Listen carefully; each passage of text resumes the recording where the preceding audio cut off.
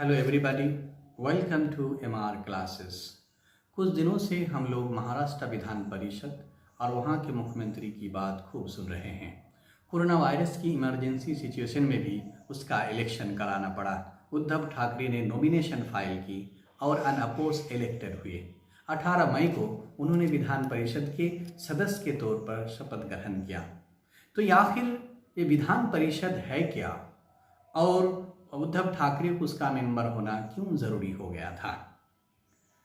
तो भारतीय संविधान के आर्टिकल 168 के अनुसार जिन राज्यों में लेजिस्लेचर के 2 सदन हैं वहां लेजिस्लेटिव काउंसिल उच्च सदन हुआ करता है।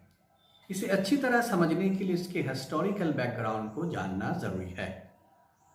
इंडियन काउंसिल एक्ट 1861 के अंतर्गत 1862 में बंगाल में, फिर बॉम्बे और मद्रास में उसकी स्थापना की गई और 1897 में पंजाब में और 1913 में असम में इसकी स्थापना हुई। ये अलग बात है कि 1919 तक ये सिर्फ एडवाइजरी बॉडीज के तौर पर काम करते रहे और 1935 तक प्रोविंशियल डायरकी के तौर पर काम करते रहे और 1935 में गवर्नमेंट ऑफ इंडिया एक्ट में प्रोविंशियल ऑटोनॉमी की बात की गई और कुछ राज्यों में लेजिस्लेचर के 2 सदन की बात रखी गई, जिसमें लेजिस्लेटिव काउंसिल अपर हाउस और लेजिस्लेटिव असेंबली लोअर हाउस के तौर पर जाने जाने लगे। 6 राज्यों में लेजिस्लेचर के 2 सदन रखे गए। वो 6 राज्य असम, बंगाल, बिहार, बॉम्बे, मद्रास और यूनाइटेड प्रोविंसेस। और 1937 में इन राज्यों में इलेक्शन हुए और सरकारें बनी और सरकार का जो हेड था उसे प्राइम मिनिस्टर कहा जाता था। जैसा कि बंगाल के प्राइम मिनिस्टर ए.के. फजलुल हक कवि गुरु रविन्द्रनाथ टैगोर के साथ इस फोटो में देखे जा सकते हैं। स्वतंत्र भारत के संविधान तैयार कर रहे गण परिषद के सदस्यों के सामने जब राज्य में 2 सदन की बात रखी गई तो उनमें मतभेद हुआ कि रखा जाए या नहीं। कुछ लोगों ने उसका सपोर्ट किया। उनका मानना था कि डायरेक्ट चुने गए सदन की जल्दबाजी में एक्शंस जो को चेक कर सकते हैं, इंटेलेक्चुअल्स को सदन में भेजा जा सकता है जो इलेक्शन लड़ना नहीं चाहते और लेजिस्लेशन प्रोसेस में सहायता कर सकते हैं। और जिन सदस्यों ने उसका विरोध किया उनका कहना था कि ये लोगों के रिप्रेजेंटेटिव ही नहीं हैं, इससे लेजिस्लेशन में देरी होगी और राज्य पर आर्थिक खर्च का बोझ पड़ेगा। इसीलिए आर्टिकल 169 में लेजिस्लेटिव काउंसिल बनाए जाने और खत्म करने का प्रोविजन रखा गया कि राज्य में दूसरा सदन होगा या नहीं ये राज्य के पर राज्य खुद निर्णय लेगा।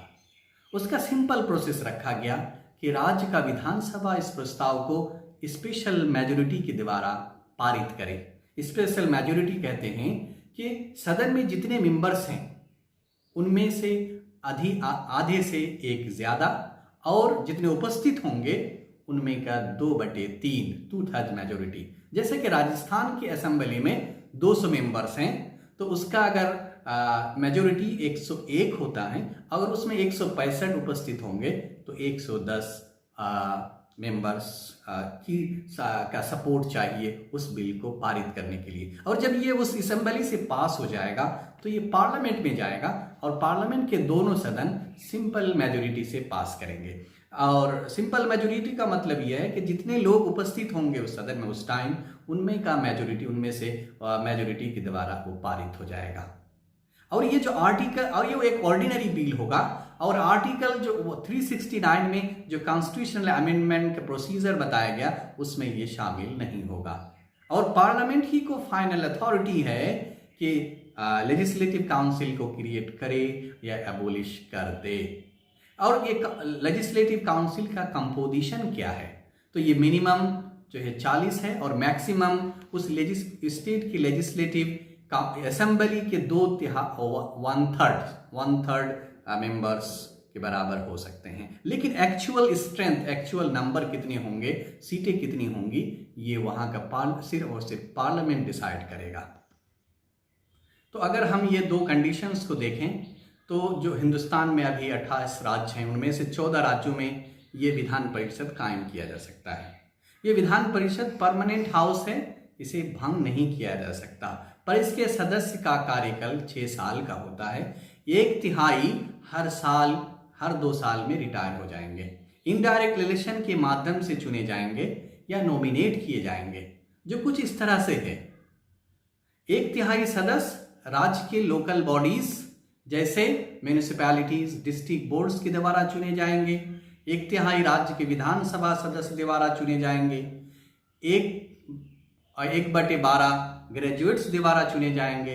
1/12 सेकेंडरी स्कूल से उससे ऊपर जैसे कॉलेजेस, यूनिवर्सिटीज के टीचर्स द्वारा चुने जाएंगे। और बाकी जो 1/6 राज्यपाल द्वारा नॉमिनेट होंगे, जिनको स्पेशल नॉलेज होगा या एक्सपीरियंस होगा इन 5 फील्डों में से किसी एक में। 5 फील्ड्स ये हैं: literature, science, arts, cooperative movement और सोशल सर्विसेज।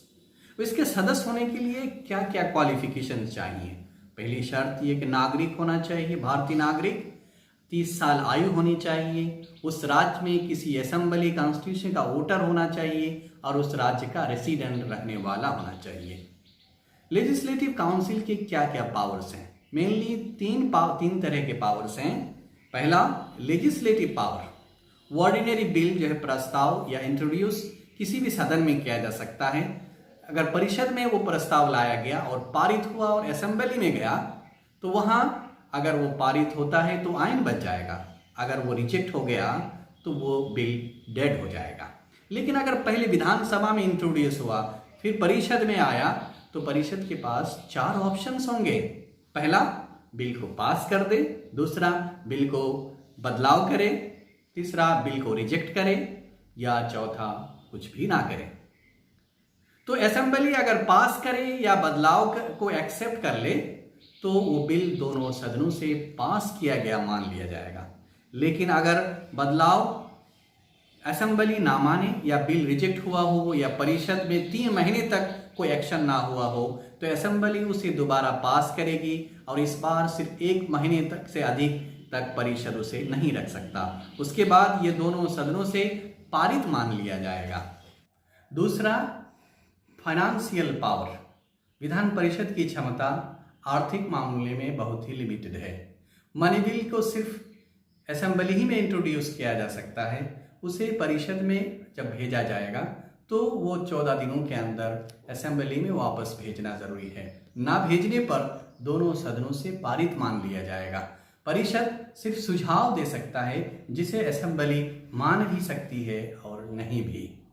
तीसरा power, control over executive. Legislative council एक एग्जीक्यूटिव पर बहुत ही मामूली सा कंट्रोल रख सकता है, क्योंकि एग्जीक्यूटिव या मंत्री परिषद सिर्फ और सिर्फ लेजिस्लेटिव असेंबली के सामने जवाबदेह होता है। तो इसे सिर्फ सवाल करके ही कुछ कंट्रोल कर सकता है।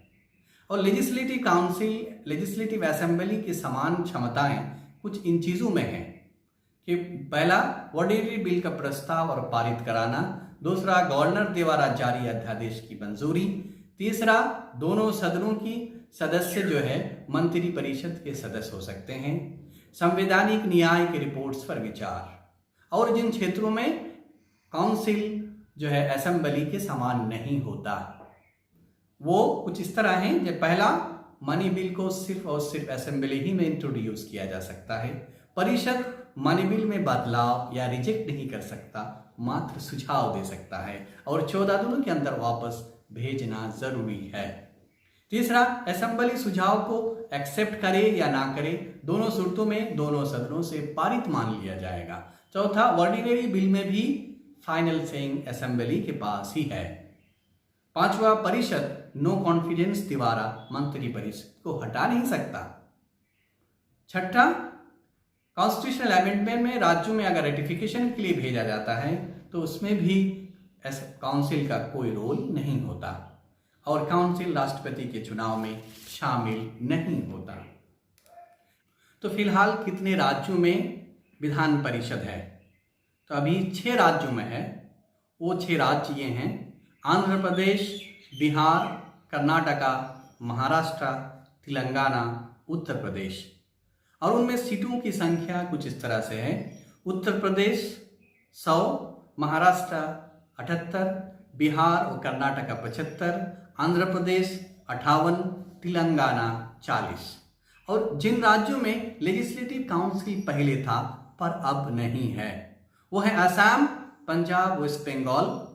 तीनों राज्यों में लेजिस्लेटिव काउंसिल 1969 को एबोलिश हो गया। फिर तमिलनाडु में 1986 को एबोलिश हुआ और जम्मू कश्मीर में 2019 में एबोलिश हुआ। 3 राज्यों में लेजिस्लेटिव काउंसिल बनाए जाने का प्रपोजल पार्लियामेंट के पास पेंडिंग है। असम और राजस्थान में 2013 से और उड़ीसा का 2018 से पेंडिंग है।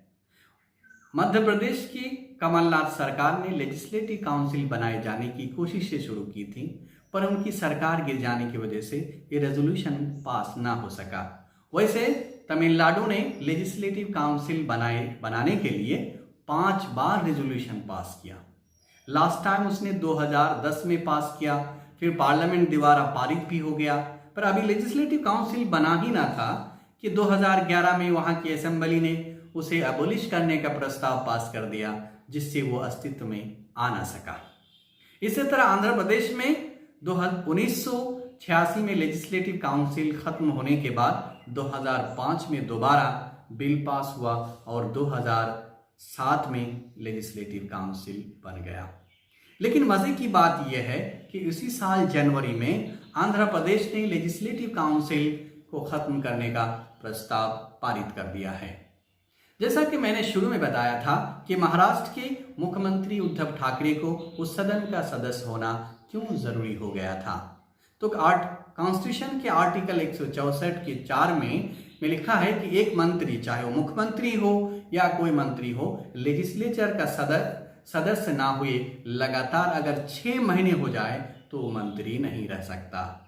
और उद्धव ठाकरे 28 नवंबर 2019 को मुख्यमंत्री बने थे। वो दोनों सदनों में से किसी का सदस्य नहीं थे और 27 मई को 6 महीने हो जाते, इसलिए मुख्यमंत्री बने रहने के लिए जरूरी था कि वो 27 मई के अंदर असेंबली या काउंसिल का मेंबर बन जाए। इनके अलावा अभी 2 बड़े राज्य उत्तर प्रदेश और बिहार के मुख्यमंत्री योगी आदित्यनाथ और नीतीश कुमार और उनके उप मुख्यमंत्री भी लेजिस्लेटिव काउंसिल के मेंबर हैं।